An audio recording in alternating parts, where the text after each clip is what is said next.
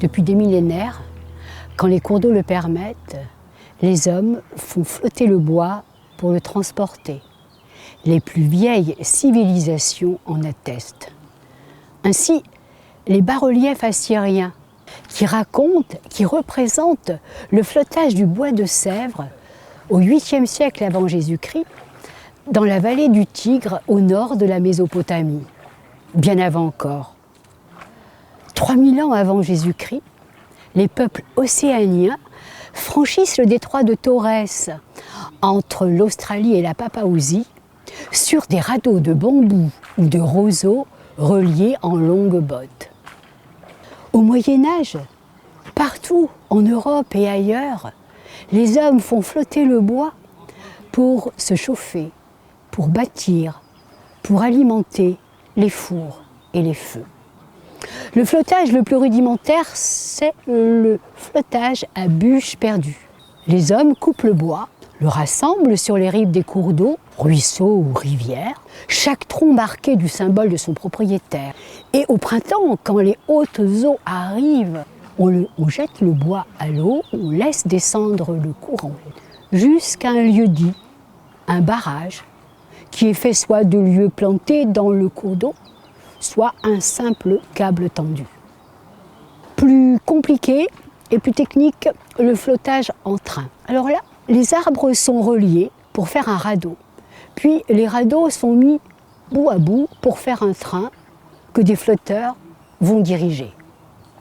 Pour cela, il faut des rivières navigables, des lieux d'assemblage constitués, des ports à bois où le bois est amené par attelage de buffles et d'éléphants en Asie, de bœufs, de chevaux ou de mules chez nous. Partout dans le royaume de France et en Europe, où il y a des massifs forestiers et des cours d'eau, les hommes font flotter le bois sur de petites distances à l'intérieur d'une région. Puis, après le Moyen-Âge, après les guerres et les destructions, arrive le XVIe siècle. C'est le temps de la Renaissance, de la reconstruction. Les villes se développent et bâtissent. Le flottage du bois prend de l'ampleur. Mais là, bien sûr, il faut le flottage en train. Ainsi, le train de Lyon en 1547 au départ de Clamecy. Parce qu'à cette époque, les forêts autour de Paris sont saignées à blanc. Plus de bois de chauffe et de four. Plus de bois, plus de four, plus de pain. C'est alors que le maître d'œuvre des charpenteries de la maison du roi, en l'occurrence la maison de François Ier, songe au Morvan, à ses hêtres et chênes abondants. Alors, c'est tout un périple. Dans un premier temps, au moment des hautes eaux au printemps, le flottage à bûche perdue sur tous les cours d'eau du Morvan et des affluents de Lyon, en amont de Clamecy. Puis, l'arrivée à Clamecy, l'assemblage des troncs en radeaux, les radeaux mis bout à bout, que les flotteurs vont conduire. Un train de 72 mètres de long, comportant 200 stères de bois, que les flotteurs vont faire naviguer sur 300 km sur Lyon et la Seine. Et ce train de Lyon arrive à Paris le 21 avril 1547, quai de la Tournelle. Les Parisiens en font des feux de joie. Le train de Lyon, au nom de tous les trains, de la Garonne, de la Moselle, de la Saône. L'activité des flotteurs est une activité périlleuse. Ces flotteurs de bois, on les appelle radeleurs en Pyrénées, on les appelle voileurs sur la Moselle, draveleurs sur la Loire, radeliers sur la Durance, l'Ain et la Saône. Le flottage du bois en Franche-Comté est un peu différent. L'histoire est différente, pour la bonne raison que la Franche-Comté n'est pas française. Depuis le XIe siècle, elle fait partie du Saint-Empire romain germanique. Au XVIe, elle fait partie de l'Empire charlequin et puis ensuite de l'Espagne. Et les rivières comtoises, le Doubs, l'Ain, la Saône, conduisent dans les terres et vers le littoral du royaume de France des terres étrangères, Quand la Franche-Comté est rattachée au royaume de France en 1678, on peut dire que démarre véritablement l'histoire du flottage du bois sur les rivières comtoises.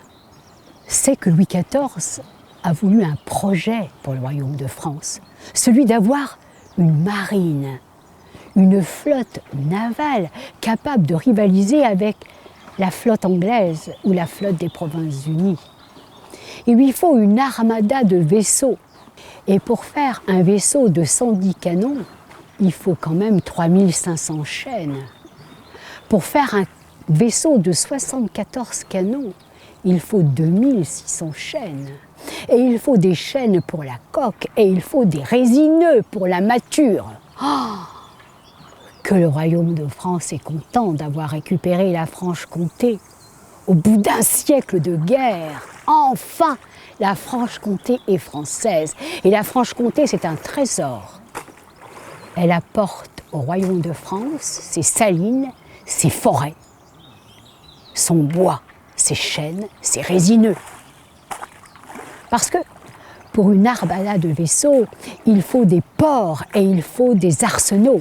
Dunkerque, Rochefort, Toulon. Et l'arsenal de Toulon est ravitaillé aux 2/3 par les bois de Franche-Comté, par les sapins, qui à cette époque n'existent qu'en Franche-Comté.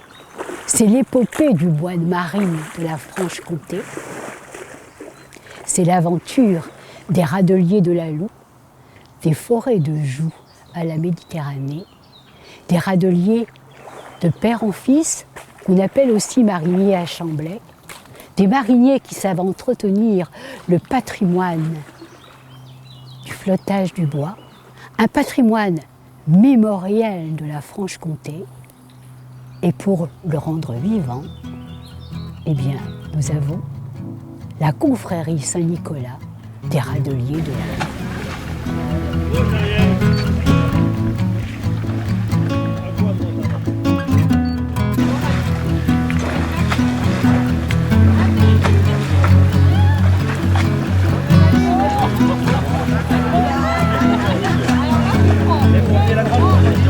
Et notre histoire, l'histoire des râteliers de la Loue d'aujourd'hui, s'est inspirée d'une confrérie qui existait au temps du flottage, qui était une association de secours et d'entraide pour les familles de râteliers qui avaient eu des accidents et autres pendant le flottage.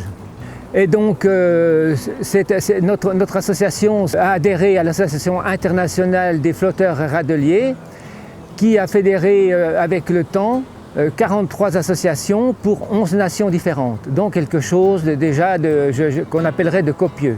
Et donc cette association organise tous les ans une assemblée générale dans un pays différent. Et donc cela nous permet de faire des rencontres très intéressantes, très humaines, de voir les techniques de flottage dans les différents pays. Ces déplacements nous ont valu d'aller du Québec à la Finlande, de l'Espagne à la Tchéquie.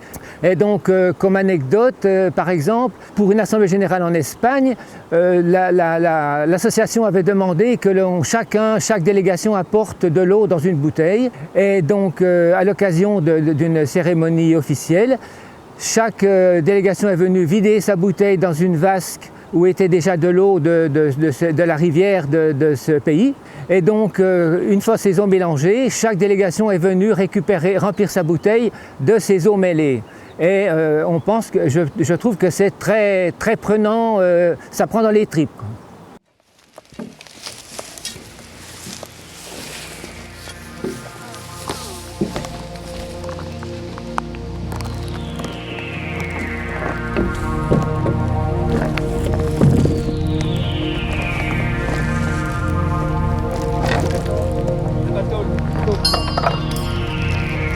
Ouais, regardez combien, François?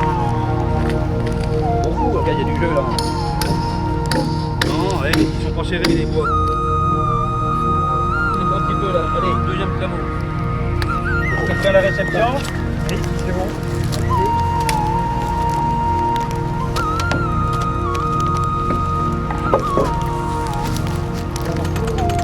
Attendez, il est bien tendu. On peut mettre, c'est pas mal. Oui, tu veux, je dirais. tu veux que je la ressorte?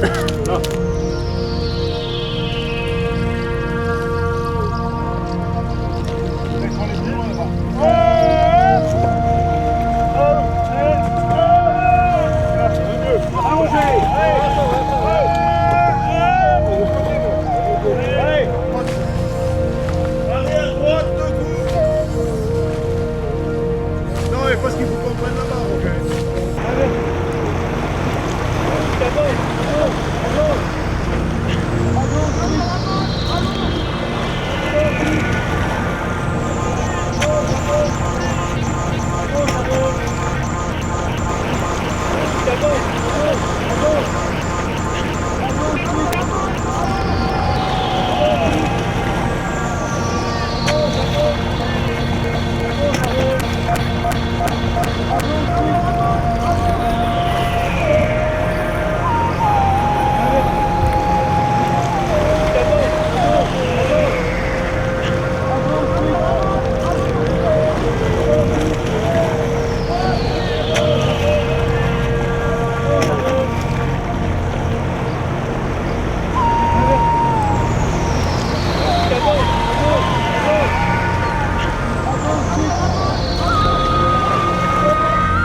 La corde, on va sauter sur la corde. Prends la corde, on va cacher les cordes. Accrochez-vous devant la corde.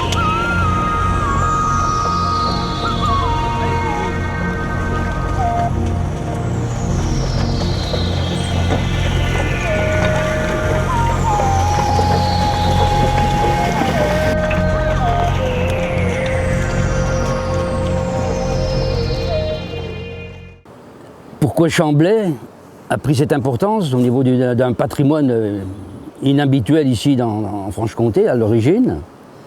Chamblay, comme tous les autres villages, avait été uniquement à vocation agricole et puis quelque peu forestière pour les besoins de construction et de bois de chauffage.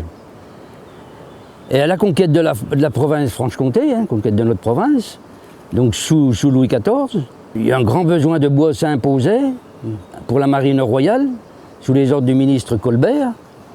Et notre région étant boisée, on le sait encore aujourd'hui, à près de 70%, aussi bien des résineux dans nos forêts des plateaux jurassiens, qu'en bois feuillu dans nos forêts, forêts de chaux, forêts de mouchards, toutes ces forêts du bas.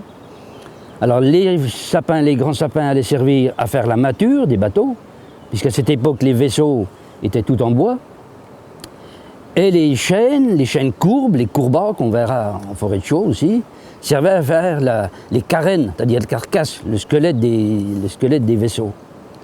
Alors c'est bien beau, on est français, on a énormément de bois, mais on ne construit pas les vaisseaux à Chamblay ni à Dole ou à Parcé. Les vaisseaux se construisent à Toulon. Et géographiquement, la Loue se jette dans le Doubs dans la Saône dans le Rhône, et de là, par bateau, on approchait les bois des arsenaux de Toulon. Mais tout ça ne s'est pas fait d'un clic.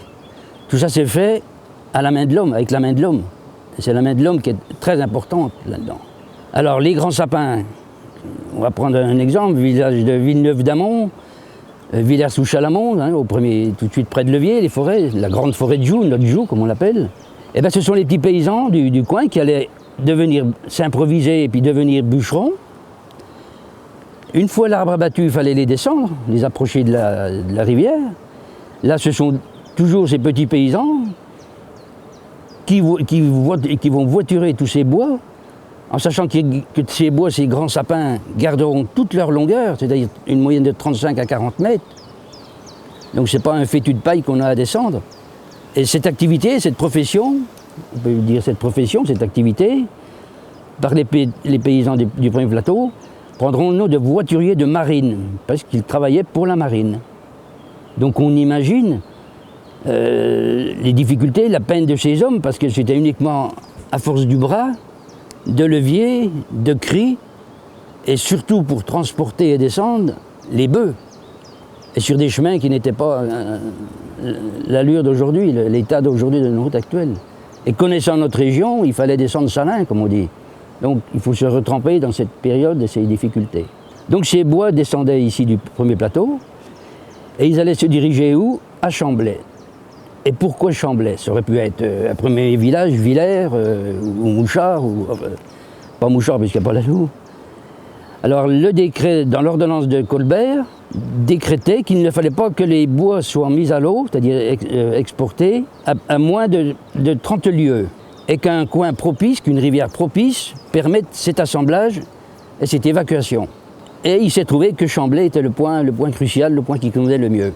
Mais là on imagine bien que nos voituriers, eux, remontaient rechercher d'autres bois, et à Chamblay, même scénario, ce sont les paysans, en complément de leur activité, qui vont devenir radeliers, mariniers, on retrouve au premier état civil, puisqu'ils travaillaient toujours pour la marine, et qui vont assembler, préparer ces radeaux, et qui descendront, qui évacueront ces radeaux. Et tout ceci était sous le contrôle évidemment des agents du roi, des agents forestiers, mais c'était tout nouveau cette activité, comment assembler, avec quels matériaux, et surtout que les radeaux allaient prendre une dimension exceptionnelle, puisqu'on conservait les sapins donc 35 mètres, on allait faire des radeaux de 8 mètres de large, toujours bien avoir cette dimension de radeau, et des hommes allaient diriger ça sur les rivières, sur la Loue. On connaît la Loue d'aujourd'hui n'est plus ce qu'elle était il y a 2-3 siècles, elle a énormément évolué. Un exemple, entre Chamblay et Ounan, le premier village, il y avait 7 km de rivière. Donc on voit déjà les difficultés. Aujourd'hui, il y a 2 km à vol d'oiseau. Et puis on n'allait pas évacuer des radeaux de 35 mètres de long sur des basses eaux, parce qu'on allait tout de suite racler les hauts fonds. Donc ça se faisait au cru de printemps surtout. Lorsque la neige du haut fondait, qu'il y avait des saisons de pluie, et plus la rivière était montante, marchande, on appelait ça, plus il fallait évacuer et diriger les radeaux. Il fallait 5 à 6 hommes pour assembler un radeau, à peu près une journée. Il fallait les préparateurs de riottes, les assembler, les équiper, gouvernail avant, gouvernail arrière. Et le jour de l'évacuation, de la Decise, puisque la descente d'un radeau porte le nom de Decise, c'était la descente, il fallait, après la mise à l'eau bien sûr, il fallait 5 à 6 hommes jusqu'à Verdun-sur-le-Dos. C'est considérable et c'est assez unique dans les recherches qu'on a pu effectuer pour si peu de distance, autant d'hommes sur un radeau, sur un seul radeau. Et pourquoi ça? La difficulté de la rivière, tortueuse, puis si elle porte le nom de Louve à l'origine, ça veut bien dire ce qu'elle cherchait, chercher des terres à dévorer, et 5 à 6 hommes, et les difficultés, et les rivières en crue. Et là, ces hommes-là allaient descendre une grande partie, ils allaient s'arrêter en bas de Parcé, à Parcé, Port-Aubert, où là, 2 hommes redescendaient, revenaient à Chamblay à pied, bien sûr, et les autres allaient descendre jusqu'à Verdun, puisque le Doubs, même en crue, est plus étal, plus calme, et moins tortueux, moins nerveux que la Loue. Et là, le point final, le point d'arrêt de nos radeaux, c'était Verdun.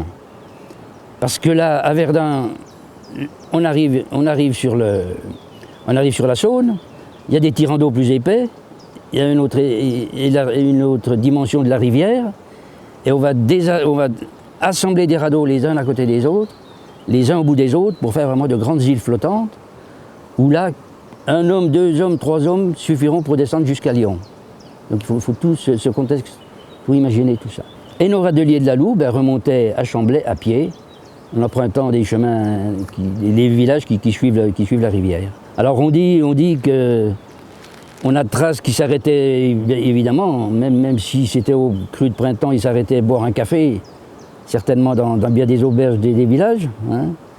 Et puis ils arrivaient à Chamblay, ils avaient aussi un peu soif, et ils se racontent, est-ce la légende, est-ce vrai, mi-légende, mi-vérité, qui buvaient sur la crue à venir. C'est-à-dire que, ne gagnant pas beaucoup d'argent, il dit, oui, je te payerai à la prochaine descente, certainement toutes les fois. Mais ça, c'est un peu une légende, puisque en observant, enfin une légende, une petite histoire, en consultant les archives, beaucoup d'archives, le radelier lui-même ne s'est pas enrichi, mais c'est un complément pas négligeable à cette époque pour ces petits trains de culture. Et on a vu, ils pouvaient acheter une parcelle de terre, une petite maison, progressivement. Par contre, ils étaient gérés, c'était structuré, ils n'étaient pas indépendants. Donc les négociants en bois, les patrons de flottage, eux évidemment, sont devenus les petits notables de Chamblay. Et il y a 2-3 familles qui ont sur pignon sur rue, on dit comme ça aujourd'hui, qui ont vraiment fait fortune dans le transport, l'achat, le négoce du bois. Et on retrouve une autre petite classe qui a un peu mieux réussi, entre guillemets. Ce sont les patrons de flottage. C'est-à-dire qu'il y avait un entrepreneur de flottage qui, lui, avait ses équipes et il était payé en fonction des radeaux, du nombre de radeaux. Une autre difficulté qui est pas négligeable, qui est certainement la plus difficile et la plus périlleuse qu'ils rencontraient, en dehors de la crue, les crues énormes, c'était le passage des barrages. Il y avait quelques barrages de moulins, et une hauteur de barrage est de 3 mètres, et les premiers essais de radeaux, j'ai des procès-verbaux qui relatent ces faits, à 3 mètres, les grands radeaux de 35 mètres piquaient du nez et étaient bloqués. Donc il a fallu étudier, réfléchir comment faire pour que ces radeaux franchissent les barrages.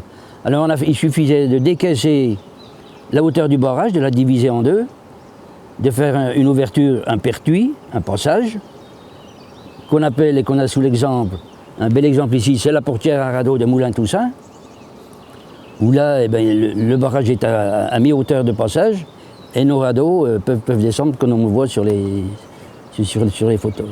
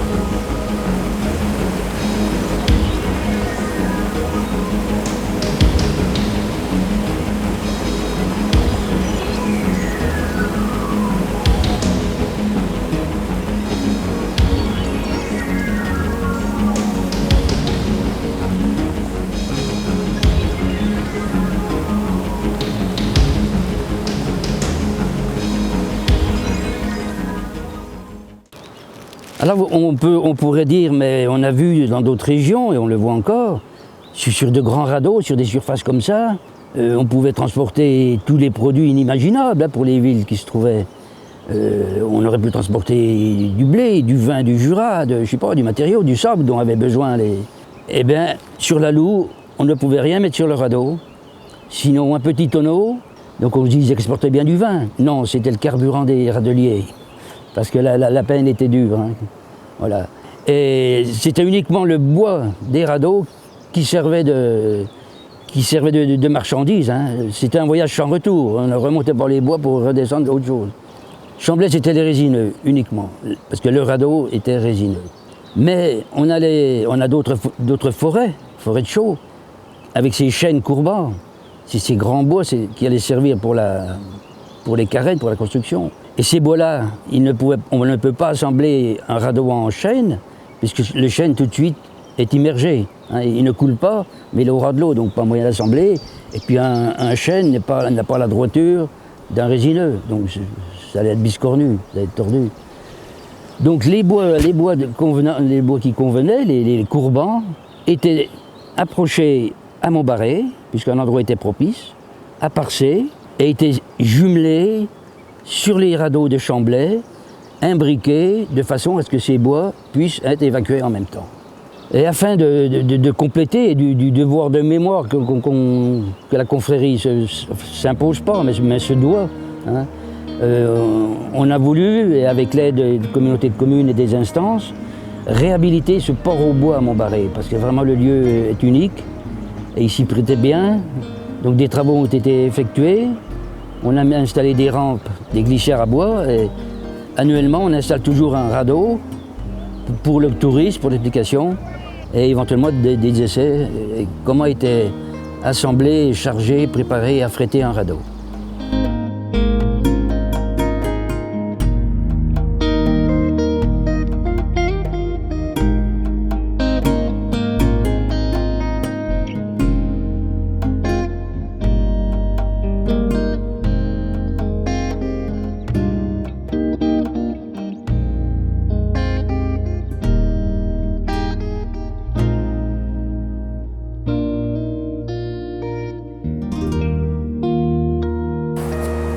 Là, nous arrivons sur une rivière qui ne ressemble pas du tout à un port au bois, mais en conséquence, il va servir de port malgré tout, après aménagement par les radeliers, par les constructeurs de radeaux, avec des glissières.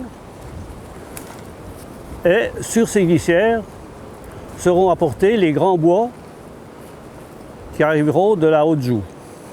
Ces bois, à l'époque, arrivaient de la Haute-Joux, mais qui faisaient 35 mètres de long à 40 mètres de long.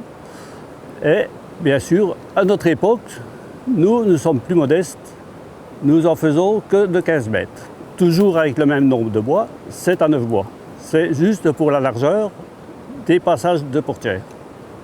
Alors, ces bois arrivaient au port, étaient portés sur les glissières, mis sur les glissières et assemblés entre eux par l'intermédiaire de traversiers. C'est des troncs d'arbres qui étaient là, qui servaient de support. Et entre eux, on les liait avec des riottes. C'est des riottes, des fibres de bois, des jeunes pousses de noisetier à l'heure actuelle, défibrées, tournées sur elles-mêmes, et servaient à assembler le radeau pièce par pièce. Donc voici les baguettes qui vont servir à faire les riottes. En fait, on choisit des baguettes qui poussent très vite dans l'année, des baguettes qui soient homogènes, sans nœuds. Vous voyez comme ceci, cette partie, de façon à ce qu'on ait les plus grandes fibres, qu'on puisse obtenir les plus grandes fibres qui serviront, si vous voulez, à faire cette riotte qui est une corde de bois. Alors on va dans les bois, en général les baguettes de l'année qui poussent très vite, ce sont le noisetier, parfois des osiers, parfois du chêne, quand ça pousse comme ça en touffe, en poquet. Mais bien souvent donc on utilise ce noisetier. Et à cette saison, la sève est montée un petit peu et la défibrillation, c'est-à-dire que la phase suivante, ce sera de défaire, détacher les fibres qui composent la baguette les unes des autres, de façon à ce qu'on puisse avoir quelque chose de très souple, comme une corde. Et donc, pour faciliter ce travail, parce que c'est un vrai travail compliqué, eh bien, dès lors que les baguettes sont coupées, on les plonge dans l'eau de façon à ce qu'elles gardent toute leur sève. Donc on les met dans la rivière, voilà, comme ceci. Hop. Et on fait notre réserve de baguettes à riottes. Bon, là il y a du courant, alors il faut se méfier que les baguettes ne partent pas au fil de l'eau. Et ainsi, on peut attendre encore un jour ou deux avant de les utiliser et faire nos fameuses riottes.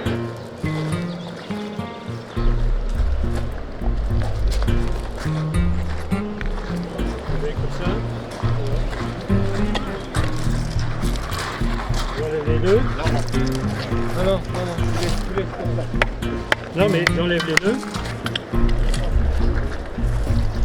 C'est bon. Allez.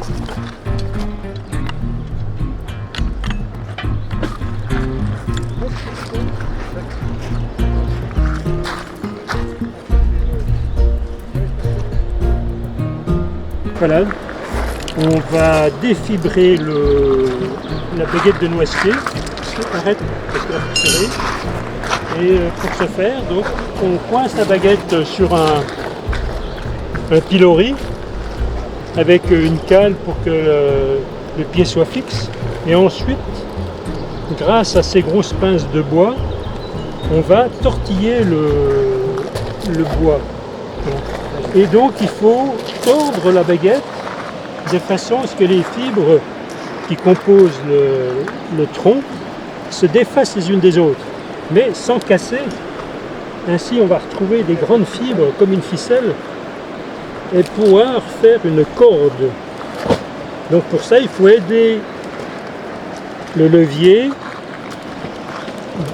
tordre le bois de façon à ce que les fibres se défacent les unes des autres. Là, on voit très bien ici, vous voyez, les fibres qui cassent l'écorce. Hein, c'est magnifique. Regardez, c'est pointillé comme ceci, très régulier.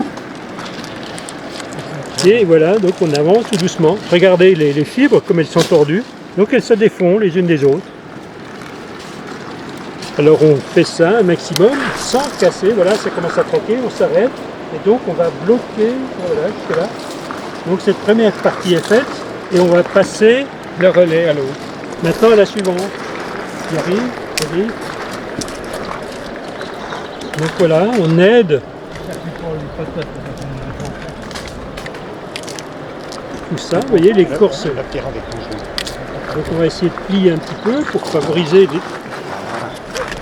la défibrillation des fibres, les défaire les unes des autres sans les casser. Donc tu lâches tout. Hop. Faites-moi ce beau rond. Allez, tout le monde au pilori. Allez, on continue jusqu'au bout. L'hiver. Le toc.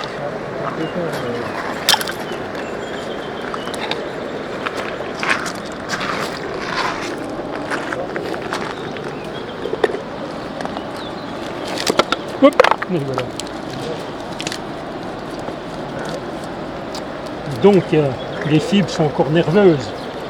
Il faut qu'elles gardent leur forme. Voilà. Car ces fameuses riottes vont servir à assembler des bois ronds. Donc, il faut donner la forme dès le départ. Waouh! Très très belle riotte. Ça, Et après et après, elle est trempée en attendant de s'en servir de l'assemblage. Là, ça risque pas beaucoup de sécher trop vite, mais comme on a l'habitude de le faire, on la met à côté des autres qui, elles, attendent leur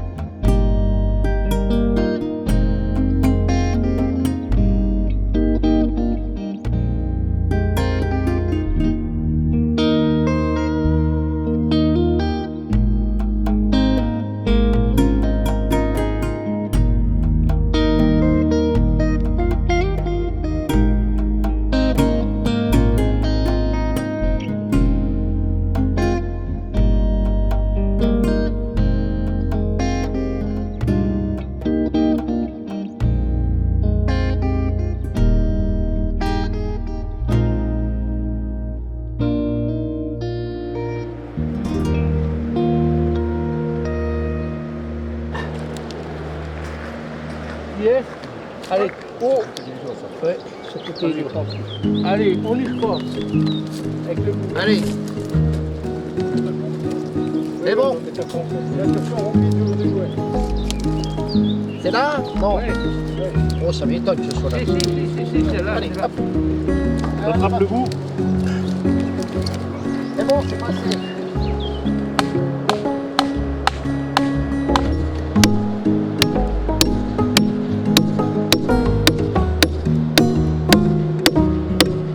Là, allez, donne-moi le marteau.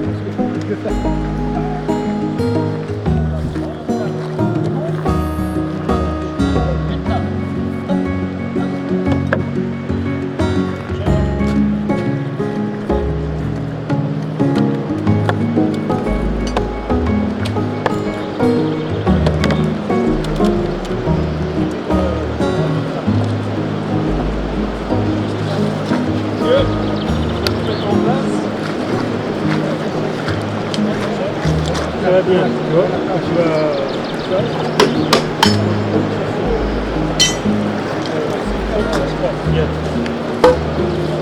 Attendez, hein.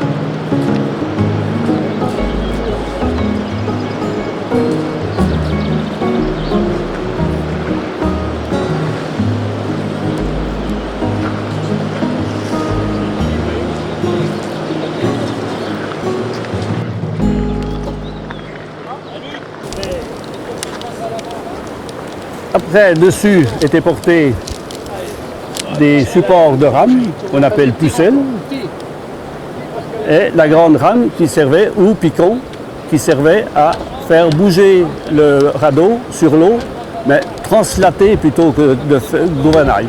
Ça servait à faire bouger pour s'éloigner du bord ou se rapprocher du bord en fonction des courants. Allez, vas-y. Allez, elle veut pas bouger, ça. Je vais mettre un petit camo. Un petit De Chamblay notre départance, avec 3 radeaux chargés de bois pour la marine. En Arles notre destinée, chargés de bois pour la marine. En Arles notre destinée, naviguant sur la Loue en crue, jusqu'à Parcé gaillardement, nous avons bronqué sur la pile. Ah mes amis, à quel tourment! Nous avons bronqué sur la pile. Ah mes amis, à quel tourment! De là, en suivant notre route, nous arrivons face à Viviers.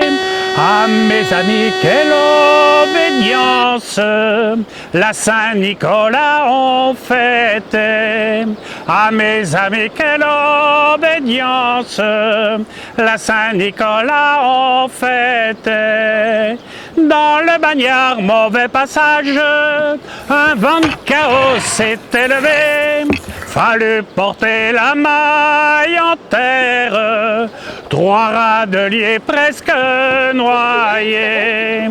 Fallut porter la maille en terre, 3 radeliers presque noyés.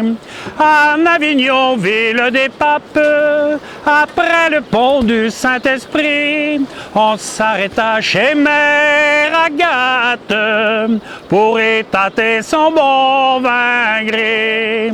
On s'arrêta chez Mère Agathe pour y tâter son bon vin gris. Arles, voici la destinée, nous amarrons le long des quais. Le patron de Savoie, nous crie bravo les radeliers. le patron de savoir, ohé, nos cris bravo les râteliers.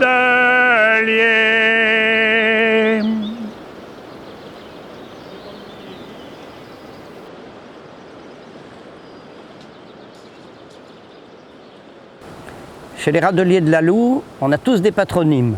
Notre patron, Robert Francioli, c'est 100 va devant. Pour moi, c'est l'homme crayon. L'homme crayon parce que je fais des carnets de voyage, je dessine et je fais des reportages en illustration.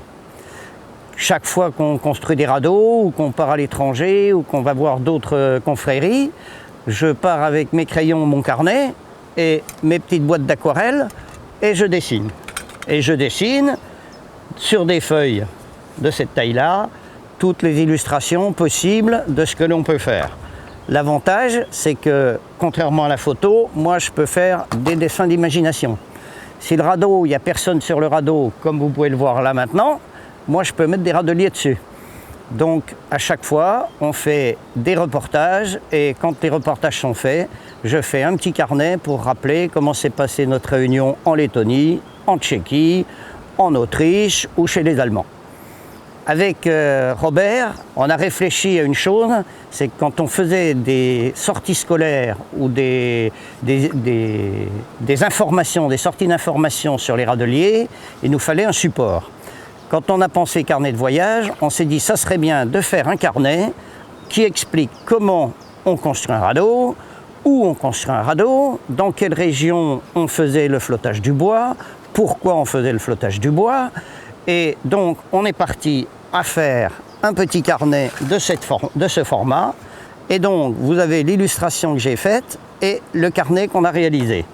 Ça nous permet d'avoir un contact et surtout ça nous permet d'être des passeurs de mémoire. Parce que ce qui est important, c'est que le flottage du bois, tout doucement, la mémoire populaire le perd, les gens oublient pourquoi on faisait du flottage du bois. Et avec la confrérie des râteliers de la Loue, on a décidé de transmettre ce savoir avant qu'il se perde, avant que les vieilles personnes disparaissent, ceux qui ont vécu cette épopée magnifique et cette partie d'histoire française disparaissent et ne puissent plus la transmettre. Donc le but de la confrérie, c'est ça, c'est transmettre cette mémoire aux plus jeunes.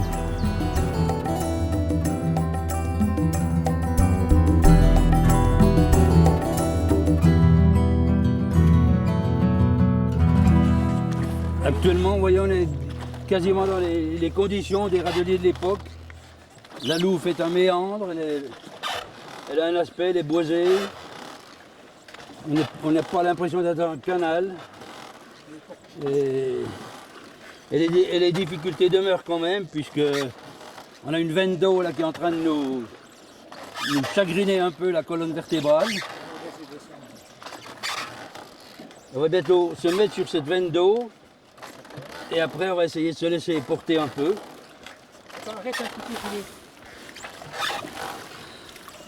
On revient sur la gauche à l'avant. On va se laisser porter par la veine.